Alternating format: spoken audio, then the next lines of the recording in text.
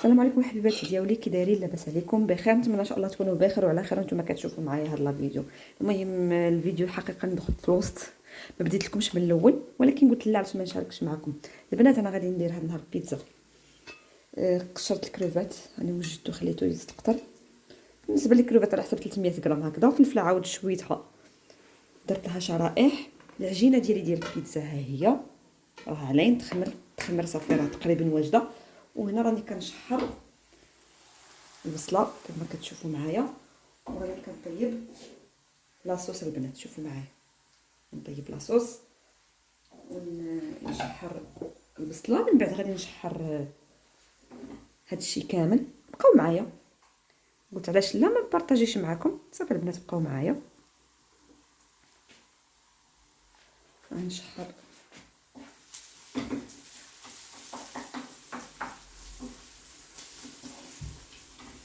صافي البصله البنات راه تشحرت لي. انا غادي ننزلها في هاد الطبسي باش ما نديرش قوه الماعن البنات. جمعت في واحد الطبسي غادي نبقى نشحر ونحط فيه.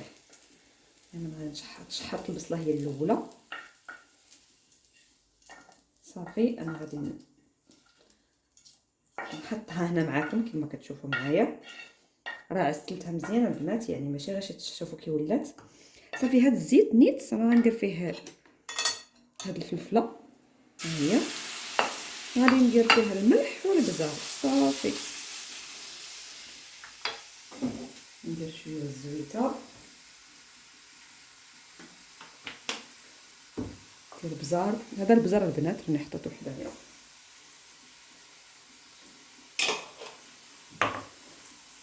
وغادي ندير المليحه.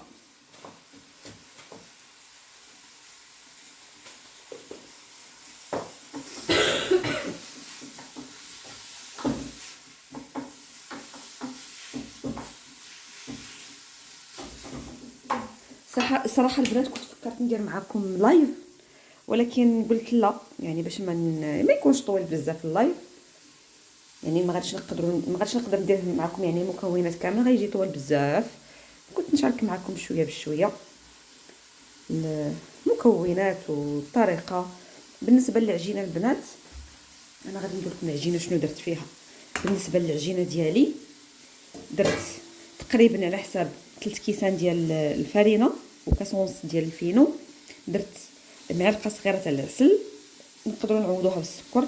درت الملحه شويه زعتر، شويه على حسب 2 معالق تاع زيت الزيتون. ودرت خميره معجونه. صافي عجنتهم بالماء دافي كما كتشوفوا معايا، راه بدات تخمر. صراحه ما دلكتها، ما درت والو، خليتها هكذا. ها صافي غادي حتى نكمل التشحيره وغادي نعدلها معكم اولا نسرحها معكم. يعني ما قويتش عليا تماما، خفه مزربان وصافي البنات.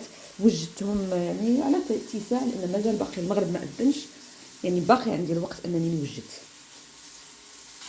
كما راكم تشوفوا البنات راه الفلفله تاعي كتشحر كما قلت لكم. راه درت فيها الملحه والبزار، داكشي ما درت حتى شي حاجه اخرى، من غير الملحه والبزار. وشويتها قبل البنات باش ما تاخذليش الوقت بزاف، لان صراحه ملي ما كنشويهاش كنقليها مباشره هكذا كتصغر بزاف. هكذا شويتها غادي نشحرها غير شويه، يعني ماشي بزاف، من واحد 10 دقائق هكذا الماكسيموم، وغادي نطفي عليها. بالنسبه للاصوص ديالي كما كتشوفوا معايا ها هي واجده، ما واجداش عادي، ولكن زعما ها هي درها الطيب. درت فيها شويه الزيت العاديه ماشي الزيت تاع العود، شويه بزار، شويه تحميره، شويه ملحه وزعتر. مطيشه تاع الحك البنات ضروري، انا ما عنديش ما درتهاش، يعني ضروري اننا نديرو مطيشه تاع الحك، كتعطي لها واحد النكهه زينه.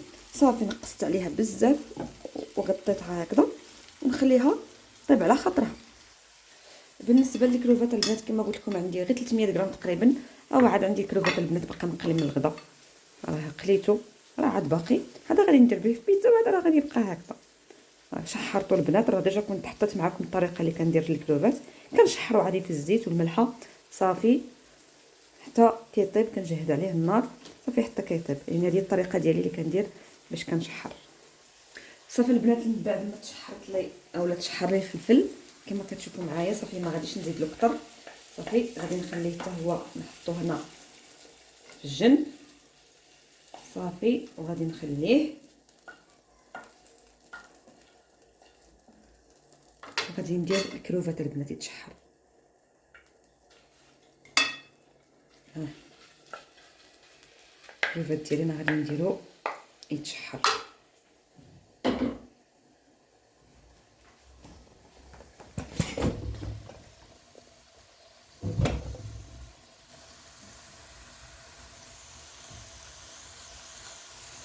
كما قلت لكم الكروفات كنحتاجوا له الملح حتى هو وبزار كباقي المكونات، كنجهدوا له النار البنات. الكروفات كيبغي النار مجهده، راه هو دغيا كيطيب.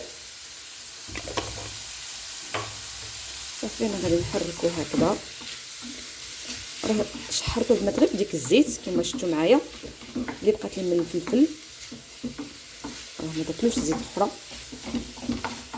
صافي نصهدو المهم واحد 5 دقائق راه يكون واجد. شنو هو كيحتاج النار تكون عاليه باش ما يشفناش وما يطلقناش الماء. الكروفات الا نقصنا له البوطه اولا النار كيطلق الماء وكينشف من الداخل، هكذا ما غاديش ينشف، غادي يبقى رطب وما يطلقليش الماء. صافي كنحرك فيه واحد 5 دقائق هكذا خليه يتشحر. صافي وغادي ندير له نفس الطريقه، غادي نخليه ابار صافي حتى نمشي نوجد العجينه ديالي اولا نسرحها على خاطرها.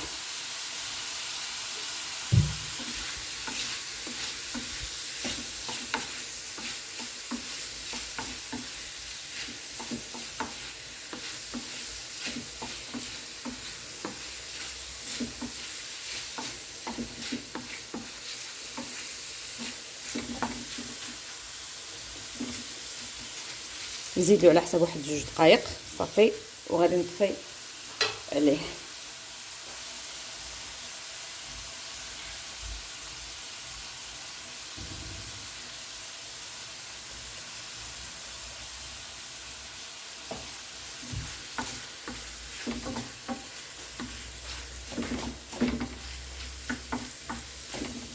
شفتوا معايا البنات راه ما طلقش الماء لانني البوطه خليتها مجهده ما نقصتش عليها. صافي وراه غادي يزيد يطيب في الفران لان غادي ندير به البيتزا، يعني ضروري ما انه غادي يزيد شويه يطيب في الفران. صافي الكروفات تاعي راه طاب طفيت له وغادي نمشي نحطو حتى هو مع باقي المكونات. صافي كما شفتوا معايا البنات مع الكروفات حتى هو تشحر لي، غادي نديرو حتى هو هنا على جنب. صافي ونخلي المكونات تاعي كامله يبردوا وغادي نمشي نوجد العجينه ندير لها نص طياب. صافي عاد من بعد نعمرها وندخلها للفران. بقاو معايا البنات ما تمشيو فين، تابعوا معايا لا فيديو. 18 يوم. المهم البنات ها هي العجينه ديالي صافي راه تقريبا ضعف الحجم ديالها. غادي نقسمها على 3، 2 غادي ندير بهم بيتزا وواحده غادي نديرها نص طياب ونخليها في الفريغو.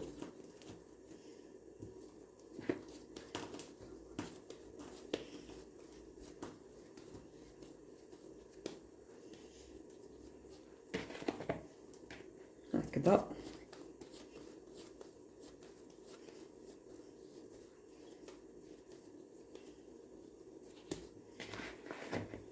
صافي البنات 3 تاع الاجزاء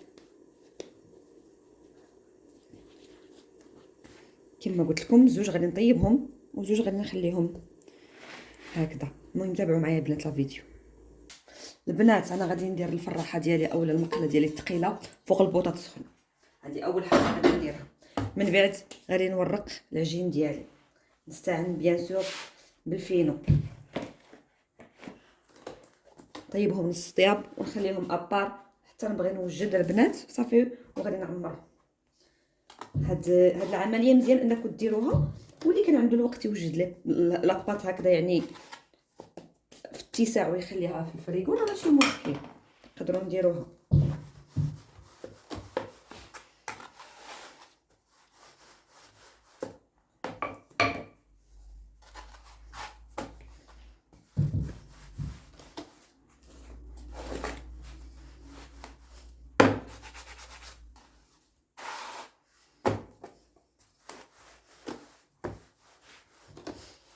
بشحال ما خليتو البنات العجينه ترتاح راه مزيان، كتعاونكم في التسراح. انا ما خليتهاش بزاف باش نكمل نجمع عليا، راكم عارفين. صافي وقلت ماشي مشكل.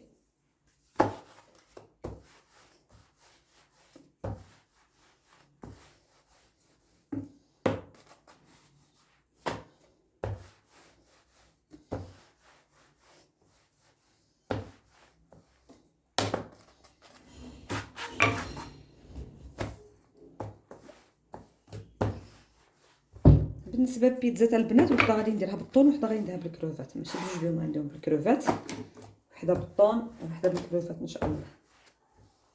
المهم انا غادي نسرح هذه ونكمل معكم. المهم البنات من بعد ما سرحتها غادي نثقبها بالفرشات مزيان صافي، وغادي نحطها فوق الطواجينه ولا الفراحه، كل واحد شنو يقول لها. كاين اللي يقول لها مقله ثقيله، كاين اللي يقول لها الطواجينه، كاين اللي يقول لها. المهم المقله اللي كنديروا فيها المسمنه البنات والحرشه. شوفوا معايا البنات، راه ثقبتها مزيان، عرفتوا واش راه تبان لكم. المهم كتغادي طيح.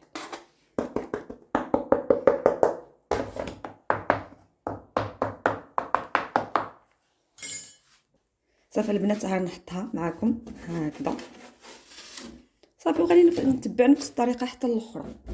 صافي غير تشد راسها، غادي نقلبها، غير تجمع البنات، غير تجمع ماشي طيب. انا اصلا غادي نطيب في الفران، يعني غير تجمع شويه وصافي. صافي نقلبها ونخليها حتى نبغي نوجد. غادي ندير نفس الطريقه الاخرى البنات، غادي نسرحها، نخلي هذه تجمع ونسرحها من الاخرى. المهم البنات من بعد ما طابت لي بواحد الجهه انا غادي نقلبها معكم بهذه الطريقه صافي، على اساس انها تجمع. النار راه ناقصه غير باش تجمع لي.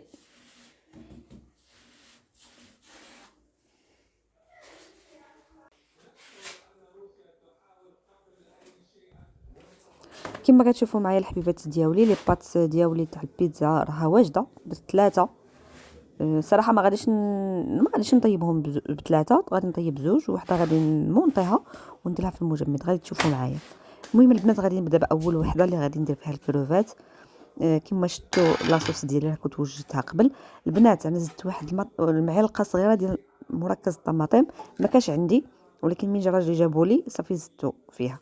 صافي انا غادي نحرك، عفوا غادي ندير يعني نطبق لاصوص على لاباط ديالي صافي بهذه الطريقه. الفيديو راه شرح نفسه يعني بلا ما نزيد نوجع لكم الراس بالهضره.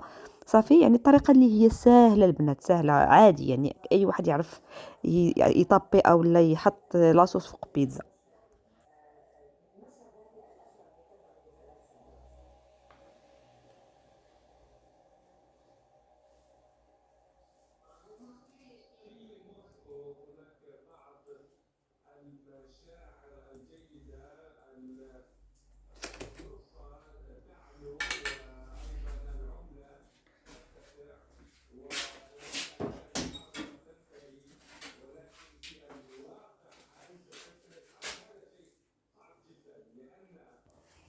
بقيت كندير شويه تاع البصله المعسله كما كتشوفوا معايا، شويه تاع البصله المعسله يعني كميه لا باس بها، راه بثلاثه بهم درت فيهم بصله وفلفله. صافي من بعد غادي ندير شويه فلفله، ومن بعد غادي ندير كروفات. بالنسبه واحد البيتزا البنات درتها بالكروفات، وحده درتها بالطون، وحده درتها بالكروفات والطون، يعني شاط لي شويه منه وخلطتهم. هذيك هي اللي ما طيبتهاش، درتها في المجمد، يعني درتها تكونجولا ونديرها في المجمد شي نهار هكذا مثلا، نكون جيعانه ولا شي، مهم حاجه خفيفه في الساع مع حريره مع هذه كنديرها.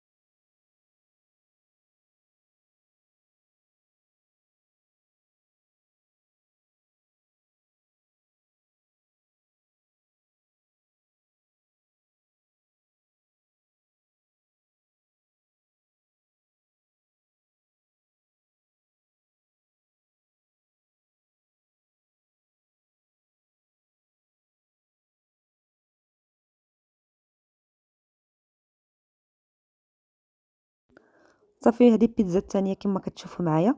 هذا هو لا ماركه البنات تاع الطون اللي كنستعمل، ماشي اشهار ولا شي حاجه، ولكن احسن ماركه بالنسبه ليا البيتزا هي هذه. ما كتكونش فيها الريحه تاع الحوت المجهده، وفي البنه كتكون بنينه. المهم هذه غادي نديرها البنات في بالطون. صافي درت يعني غير بالمعلقه بقيت كندير، يعني ما احتاجتش انني نصفيه ولا، لان حتى داك الزيت غادي نستعملها في ديك البيتزا الاخرى.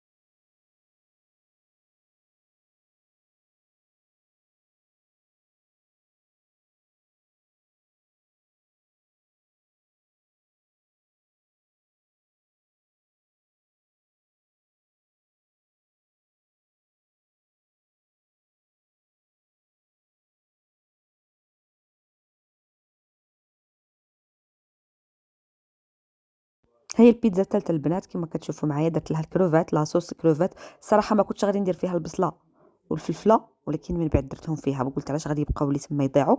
درت صافي وزدت شويه ديال الطون شاطلي، صافي زدته حتى هو من الفوق هكذا باش يبننها صافي. وان شاء الله تكملوا معايا لا فيديو حتى النهايه ديالو. اللي عجبكم لا فيديو عجبكم الوصفات بارطاجيو مع الاهل والاصحاب ديالكم.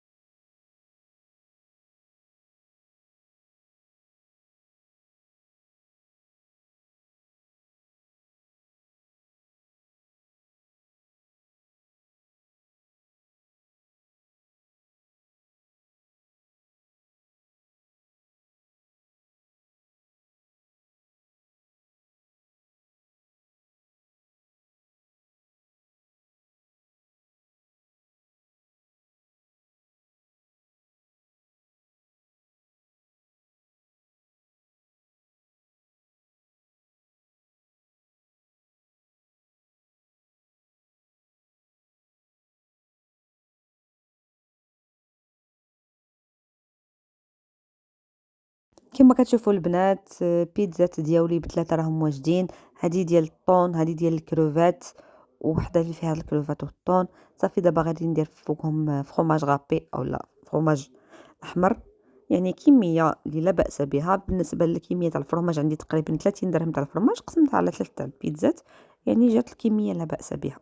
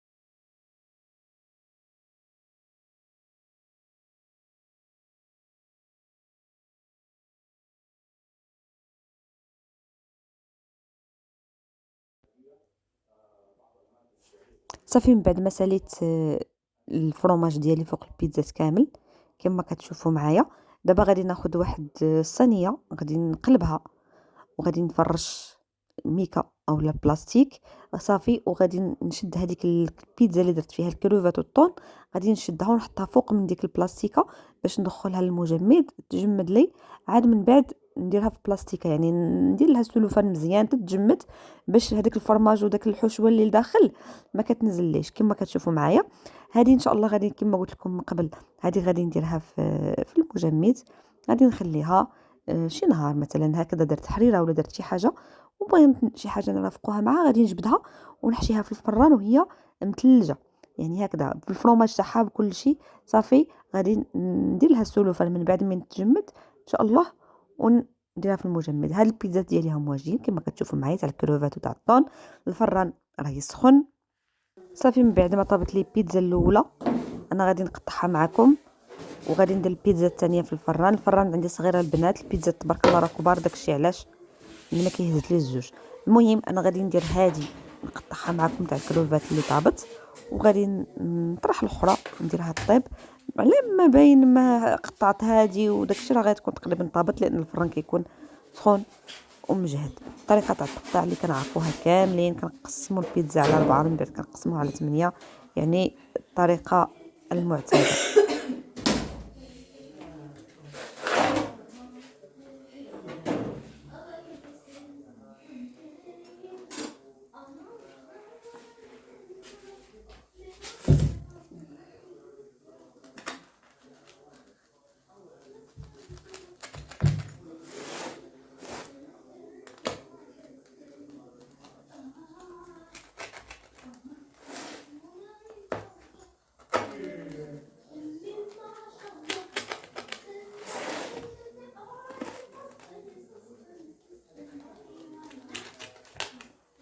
كما كتشوفوا معايا قطعه البيتزا درتها مرصويات صغار، ماشي صغار يعني قسمت على 8 صافي. شوفوا كي كتجي البنات، راه كتجي رائعه.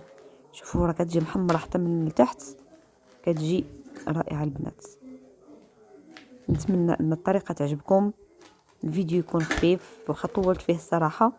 شوفوا معايا البنات، شوفوا ما شاء الله، شوفوا التحميره وشوفوا التعليكه تاع الفرماج، واخا راه ما داكش كميه كبيره. نتمنى ان لا فيديو يكون نال اعجابكم. الى عجبكم لا فيديو ما تبخلوش عليا بالبارطاج والاشتراك. الى فيديو جديد، الى اللقاء.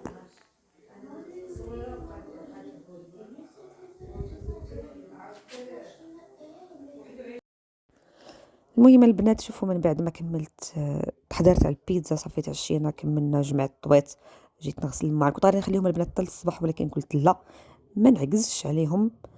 صافي نغسلهم باش الصباح تصبح لي الكوزينه ديالي مجموعه. درت الليكات ديالي صافي وبديت كنغسل فيهم. غايتشوفوا معايا الصراحه يعني ما كانوش عندي بزاف، غير دوك اللي درت فيهم يعني بيتزا، ولكن قلت نتهنى منهم باش الصباح ما تصبح ليش كما قلت لكم الكوزينه مرونه.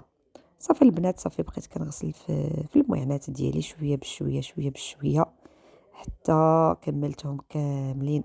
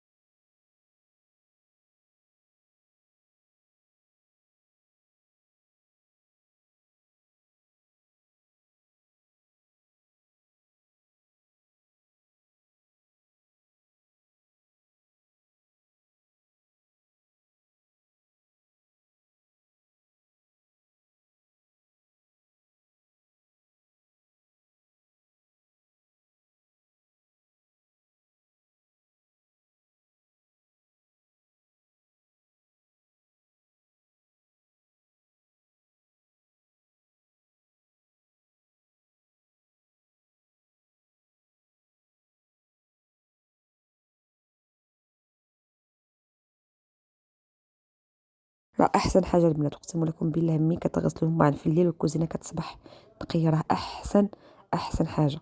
الكوزينه كتصبح نقيه صافي. ما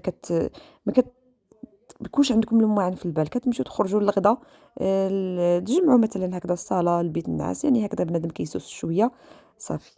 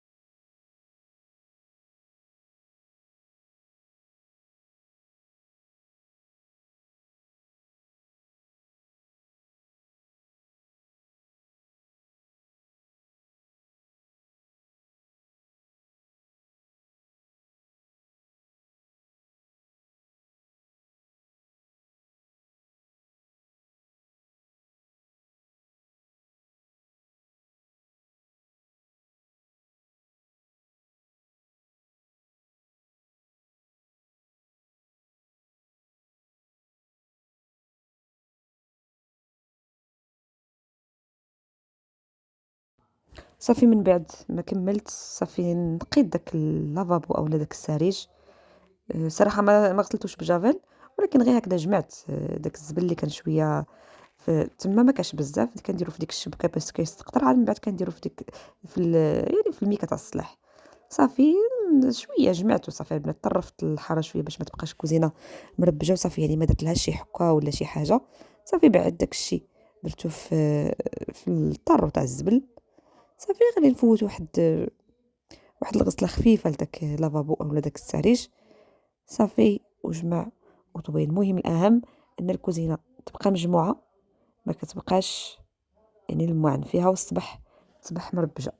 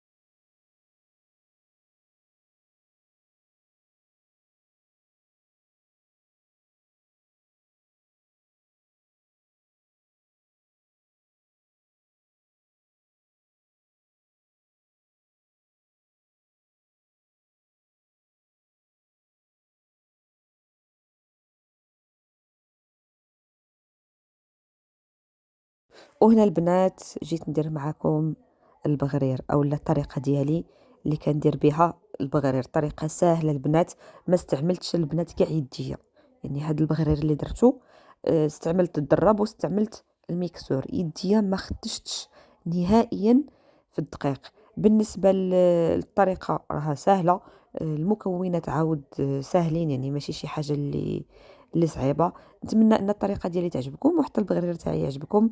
اول حاجه درتها جبت واحد الباسينه هكذا او لا طاسه، كل واحد شنو كيقول لها. درت فيها الفينو. بالنسبه للعبار البنات انا ما عنديش العبار يعني محدد، ولكن اللي نقول لكم ديروا نص بنص. يعني المقياس ديال الفينو هو المقياس ديال الفرينه، ما تغلبوش شي على شي. مثلا درتو زلافه فينو ديروا زلافه فرينه، درتو مثلا 2 كيسان تاع العنبه تاع الفينو ديروا 2 كيسان تاع العنبه تاع الفرينه. يعني نفس القياس تاع الفينو هو ديال الفرينه. انا الصراحه ما عنديش العبار يعني محدد، كندير بالبالا تاع الدقيق، كندير يعني مباشره وكندير يعني عندي داكشي في يديا مولفه كنديرو بهاد الطريقه صافي، كنديرو بهاد الطريقه. راه نفس العبار اللي درت تاع الفينو هو اللي غادي ندير ديال الفرينه عفوا. تابعوا معايا.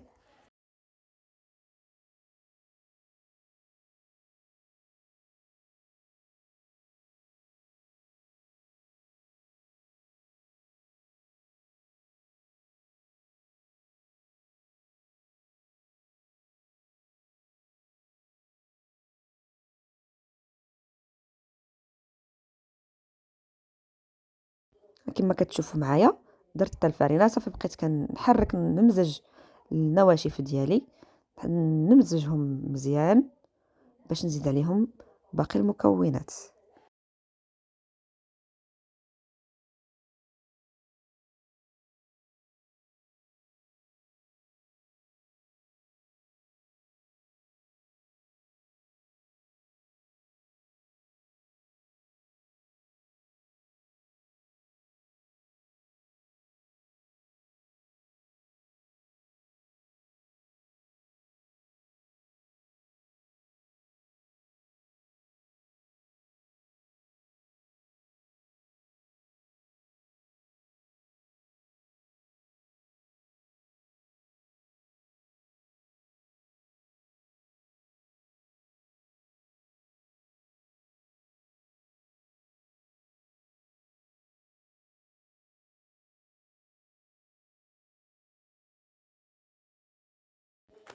كما كتشوفوا معايا هنا راه زدت شويه تاع الفينو، جاني داكشي قليل، وزدت نفسه ديال الفرينه. داكشي اللي زدتو تاع الفينو راه زدتو نفس القياس ديال الفرينه كما قلت لكم، باش كيكون عندي التساوي.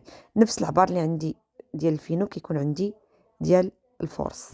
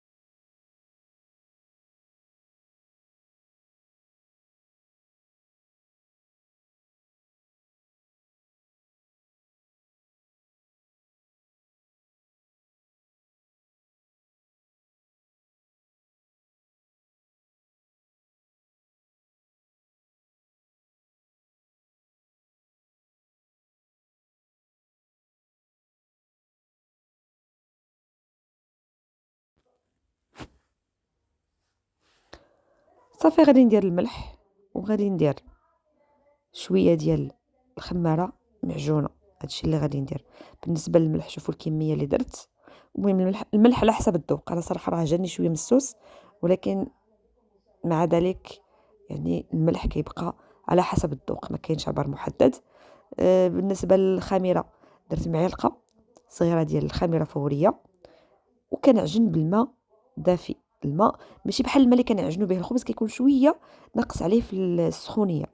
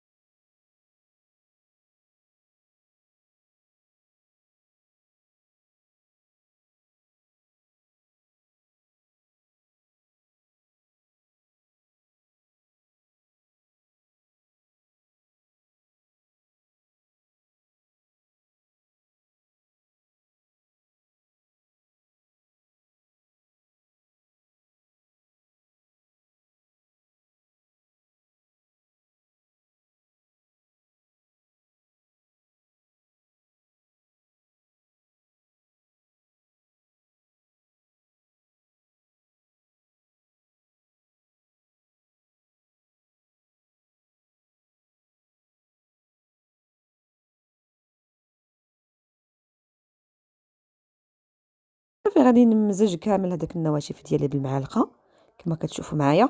كما قلت لكم قبل راه ما استعملتش نهائيا يدي ما استعملتهاش نهائيا. في الاول ضربته بالضراب اليدوي غادي تشوفوا معايا، من بعد درت الميكسور اللي مزجت به باقي المكونات.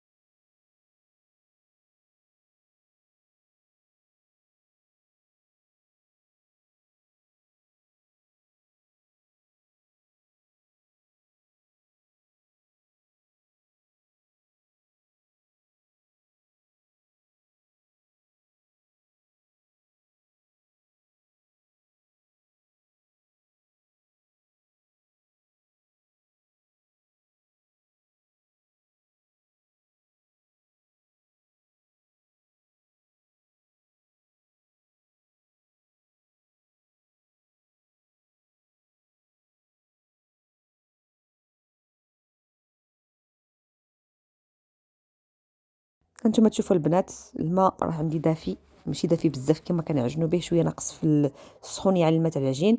صافي جبت الضراب اليدوي غادي نبقى نمزج بحال غادي نخلط كيكه.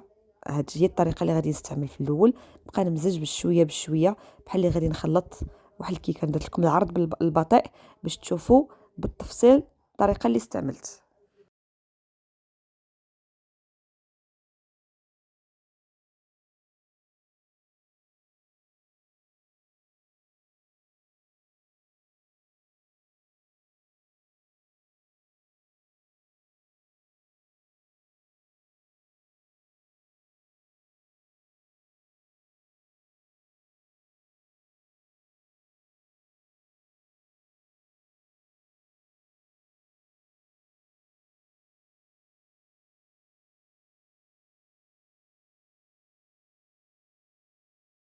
صافي نبقى نخلط شويه بشويه شويه بشويه. راه ديك الكميه تاع الماء راه ما كفانيش، راه تما اكثر من لتر تاع الماء، ومع ذلك راه ما كفانيش، يعني اكثر من لتر راه ما كفانيش. المهم كيبقى داك الشيء عباركم، يعني عينكم ميزانكم. القوام ديالو كيجي خفيف على القوام ديال الكيكه. غادي تشوفوا معايا القوام تاعو كي كيجي.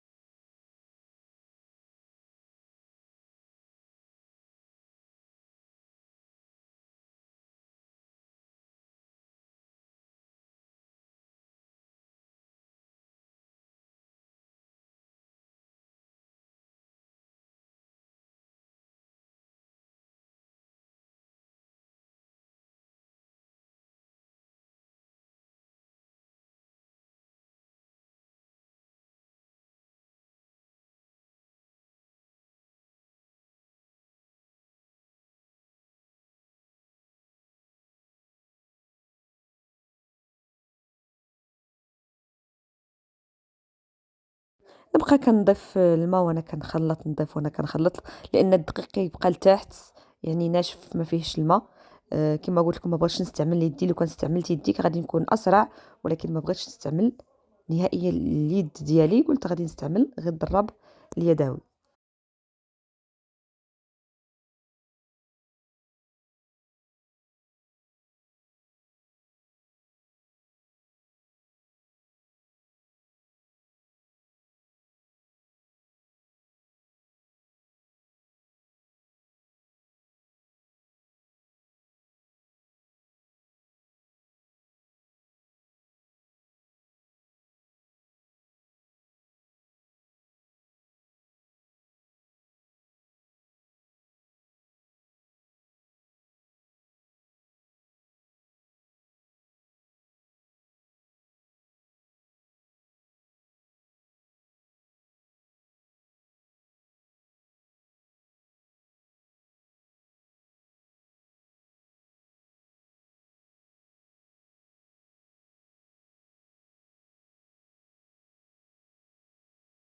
داك الماء كامل استعملته البنات، وراني زدت اخر كما كتشوفوا معايا. صافي غادي نبقى نخلط شويه بشويه شويه بشويه حتى يندمج لي الخليط ديالي مع الماء ويرجع بحال القوام ديال الكيك خفيف. هو في القوام ديالو كيكون خفيف على الكيك، ولكن انا قصدت ما يبقاش هكذا متكتل. هكذا راه عندنا متكتل ماشي ممزوج الماء مع الدقيق، ولكن غادي نبقى نخلط فيه حتى يندمج لي ويتمزج مزيان.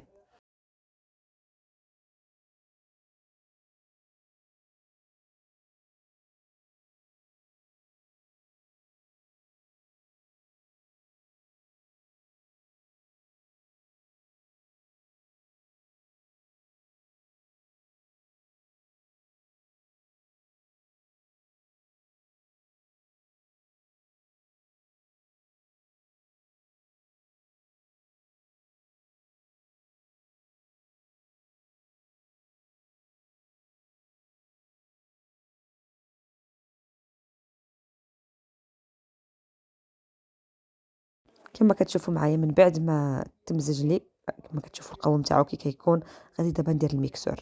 صافي غادي ندير الميكسور وغادي نميكسيه مزيان حتى الا كانوا شي حبيبات اولا تكتلات اولا كلشي غادي يتطحن، ما غاديش يبقى. بالنسبه لهاد البغريره البنات راه ماشي ديال يعني ماشي ديال المولينكس اللي كيطيب سور بلاص، لا انا هذا راه خليته يخمر، يعني خليته يخمر على خاطرو عاد طيبته.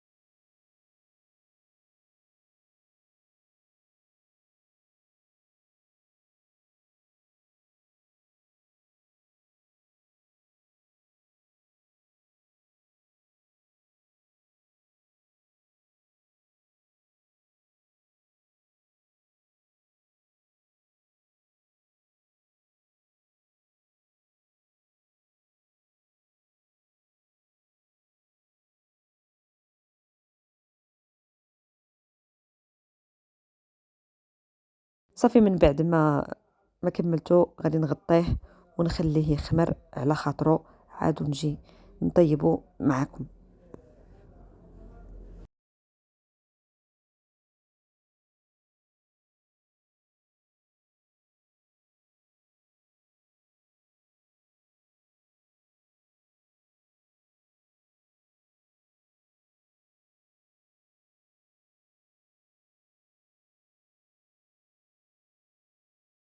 بالنسبه للطياب البنات راه عادي، المقله كتكون بارده كنحطوا البغرير العبار على حسب المقله. صافي وغادي نخليه، شوفوا غادي يثقب معكم. انا ما بغيتش نسرعو، خليته هكذا مباشره باش كتشوفوا مباشره كي كيدير الثقب. الصراحه راه كيجي رائع بزاف بزاف.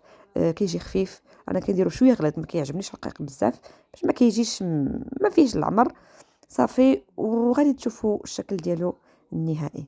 المهم تابعوا معايا لا فيديو. كان هذا هو الفيديو ديالي تاع اليوم البنات، نتمنى انه يكون نال اعجابكم. الى عجبكم ما تبخلوش عليا بالبارطاج والاشتراك. المهم تابعوا معايا لا فيديو حتى النهايه. شوفوا البغريره ديالي كي كدير كتخرج اولا كدير دوك العيون ديالها بواحد الطريقه اللي هي سهله. المقادير تاع هاد البغرير اللي عطيت لكم اولا الوصفه ديال هاد البغرير كتكون مضبوطه، كيجي بها البغرير رائع. كما قلت لكم تابعوا لا فيديو حتى النهايه ديالو. الى عجبكم لا فيديو ما تبخلوش عليا بالبارطاج والاشتراك.